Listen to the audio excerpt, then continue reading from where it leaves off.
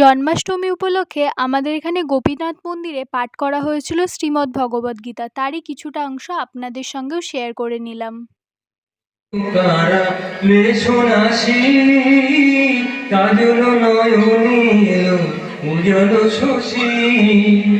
তার যখন আসতে শুরু করলো তখন বসুদেব এবং দেবকীকে কারাগারে বন্ধন অবস্থায় কাটাতে হয়েছিল এবং অষ্টম সন্তান পর্যন্ত ওনারা কারাগারেই ছিলেন।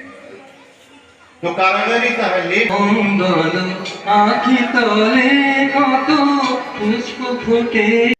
হোলির সময় যে গোপীনাথ মন্দিরটা আপনাদেরকে দর্শন করিয়েছিলাম, আজকেও সেই গোপীনাথ মন্দিরেই জন্মাষ্টমীর পুজো হচ্ছে, কারণ এখানেই আমাদের শ্রীকৃষ্ণ এবং রাধিকা একসঙ্গে বাস করেন। জন্মাষ্টমীর দিন প্রথমেই ভাগবত গীতা পাঠ করা হয়েছিল, তারপরেই এখানে মহাপ্রসাদ দিয়ে দেওয়া হয়েছে সকলকে। প্রসাদে ছিল গরম গরম লুচি, আলুর দম, শ্রীকৃষ্ণের সবথেকে প্রিয় তালের বড়া, আর ছিল পায়েস, মিষ্টি আর সুজি।